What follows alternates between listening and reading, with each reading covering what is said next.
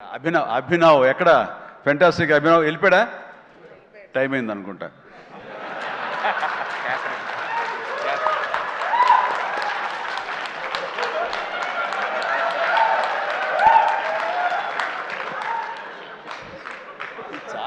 చాలా బాగుందయ్యా. శేఖర్ వంశీ మీరు మీ మీ గ్రూప్ ఉంది, ఎక్కడ ఏం దొరుకుతాడా ఈవేళ లాగుదాం చూస్తున్నారు. ఇది నేను మంచి ఉద్దేశం అంటే దాంట్లోంచి మీరు ఒక్కరి గురించి ఇలా క్లాప్స్ కొడితే ఎలా చెప్పు. సో ఇలా PR team Shekhar Vamshi Manoj and వీళ్ళందరూ కూడా చాలా ఫెంటాస్టిక్ వర్క్ చేశారు. అండ్ తర్వాత తన మనసులోంచి ఇక్కడ ఏదైనా మనం చెయ్యాలి, వర్క్ చేయాలి, దీన్ని పబ్లిసైజ్ చేయాలి అంటంలో మరొక నిష్ణాతుడు ఈయన. దుర్మార్గుడు అసలు. ఎవరిని ఏమైపోయారు ఏంటి, మన క్యాథరిన్ కాదు, నయనతారని ఒప్పించి అమ్మాయితో కూడా మనకి ప్రమోషన్స్ చేయించాడంటే కానీ అది ఆ సామాన్యమైన విషయం కాదండి. అమ్మాయి ఎవ్వరికీ ఒప్పుకోదు, తన లిమిట్లో ఉంటుంది. అలాంటి అమ్మాయి చేత ఒప్పించాడంటే మరి లోపల ఏమి ఎలాగ అడిగాడు, ఎలా కన్విన్స్ చేశాడు, ఆ అమ్మాయి మనసుని ఎలాగా ఒప్పించాడు, మనిషిని ఎలా ఒప్పించాడు అన్నది. మనిషి అనిపోయి మనసు అన్నానా తెలియదు, అది మీరే అడిగి తెలుసుకున్న తర్వాత. అండ్ అంత సంతోషంగా సినిమా చేసింది, అంత నవ్వుతూ చేసింది. నాతో 2 సినిమాలు చేసింది. అంత సీరియస్గా గుంభరంగా ఉండేది, హలో అంటే రెస్పెక్ట్ ఉన్నా సరే. బట్ ఈ సినిమాలు ఇటు పగలబడి నవ్వేది. మరి గిలిగింతలు ఎలాగా ఎలా అమ్మాయిని ఒప్పించాడు. కానీ wonderful done, fantastic job. And ఈ సందర్భంగా ఆ అమ్మాయి మాత్రం ఈ క్యారెక్టర్ ఒదిగిపోయింది. ఒక డిగ్నిటీ కానివ్వండి, ఒక గెయిట్ కానివ్వండి, ఆ క్యారెక్టర్కి ఆ అమ్మాయి చేయాలి. మరొకరైతే సూట్ అయ్యేది కాదు. అటు బిడ్డల తల్లిగారు ఉండాలి, అటు సీనియారిటీ ఉండాలి, మెచ్యూరిటీ ఉండాలి, స్టైల్ ఉండాలి, అండ్ ఫెంటాస్టిక్ లుక్స్, అపిరెన్స్ ఉండాలి. అన్నీ కలబోసినటువంటి నయనతారని సెలెక్ట్ చేసి ఎవరితో సరే నేను కాంప్రమైజ్ అవుతాను తప్ప ఆ అమ్మాయి విషయంలో మాత్రం అమ్మాయి అమ్మాయి ఉండాలి అన్నందుకు ఆ అమ్మాయి ఆ నిండుదనాన్ని సినిమాకి తీసుకొచ్చి పెట్టింది. And thank you. చాలా బాగుంది. రాఘవేంద్ర గారు అన్నారు భలే మ్యాచ్, చాలా బాగుంది మీ ఇద్దరు కాంబినేషన్, సూపర్. ఇక క్యాథరిన్ కూడా తన నిడివి ఎక్కువగా ఉన్నా సరే అప్పీల్ చేసుకోవడానికి పెద్ద ఉందా చిన్నదా కాదు, మాతో కలిసి చెయ్యాలని తనకి ఉంది. చేసింది, రాణించింది, మెప్పించింది అలాగా. అండ్ ప్రతి ఒక్కరికి ఎవరి పేరైనా మర్చిపోతే క్షమించండి. అండ్ ఎడిటర్ తమ్మిరాజు గారు, ఎస్ తమ్మిరాజు గారు. అండ్ ఎక్కడైనా సారీ ఫెంటాస్టిక్ సార్. అంటే సినిమాని మీరు పరిగెత్తించారు లాస్ట్లో. ఒక 40 నిమిషాలు, 2.5 గంటలు చేశారు, ఒక 15 నిమిషాలు తగ్గించి. అండ్ టోటల్గా స్టోరీ మారిపోయింది. చాలామంది వీటి గణేష్ ఉన్నాడు కదా అని అన్నారు. ఆ వీటి గణేష్ లేపడంలో మీ ప్రధానమైన పాత్ర ఉందని తెలిసింది. దానివల్ల స్పీడ్ పెరిగిపోయి కథ మీదే ఫోకస్ అయ్యేలా చేశారు. దానికి మీ పాత్ర అంతా ఇంత కాదు. అంటే ఎడిటింగ్ యొక్క ప్రాముఖ్యత ఏంటి అంటలో నేను ఫైనల్గా ఈ సినిమాకి మరీ సుస్పష్టంగా చూశాను. కొన్ని సాక్రిఫైజులు కావాలి. మీరు మన ఇంట్రో చేసాం గుర్తుందా, ఈ సినిమా బిగినింగ్లో ముహూర్తం అయిన రోజున మీరు అన్నారు లెంగ్తే కదా ఎక్కువైతే కనుక తోక కట్ చేస్తా, మొక్కే కదా పీకేస్తాను డైలాగ్. రిలవెంట్గా ఒక డైలాగ్ రాశాడు. లెంగ్త్ మీ ఇష్టం ఆయన పెంచుకుంటూ పోతే కనుక బాగోపోతే కత్తిరిస్తా అన్నారు. అది అలాగే చేశారు, కత్తిరించారు. చాలా సక్సెస్ఫుల్, చాలా బాగుంది, వండర్ఫుల్. ఇక సినిమా అంతా నారాయణ నారాయణ ఏమయ్యా అని అన్నానే. ఆ నారాయణ అనేది ఒక రైటర్ యొక్క ఆలోచన అండి.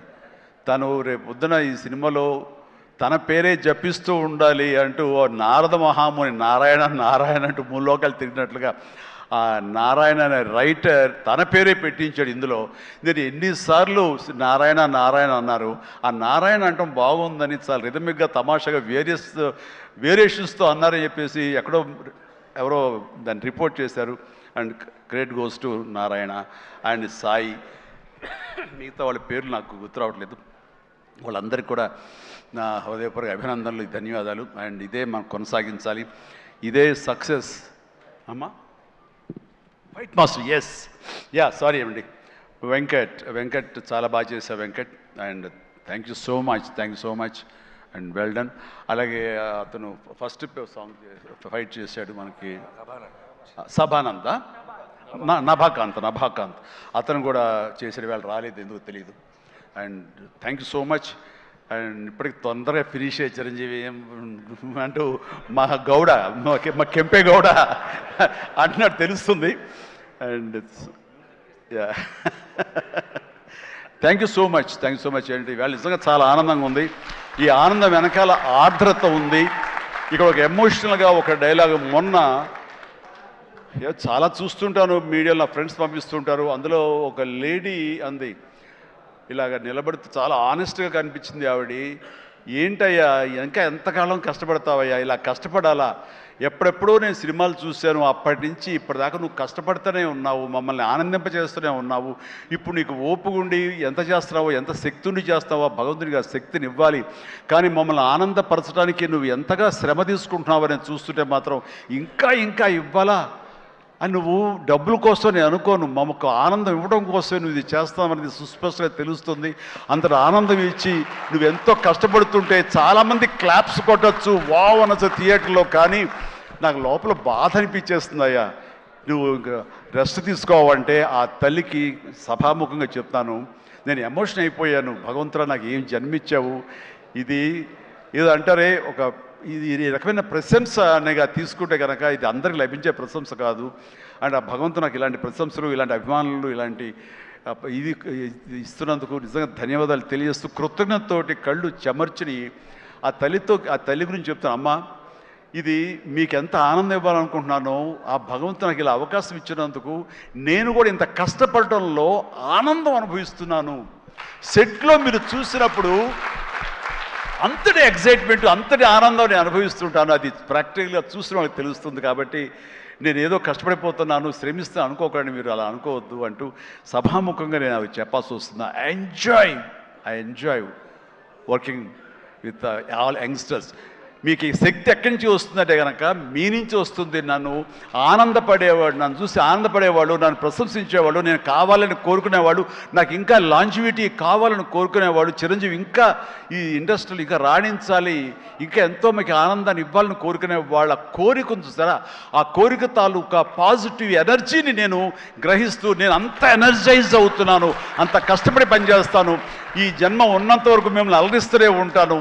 అందుకని దీనికి తుది లేదు, ఇది కొనసాగింపే తప్ప. Thank you very much. ధన్యవాదాలు అండ్ జై హింద్.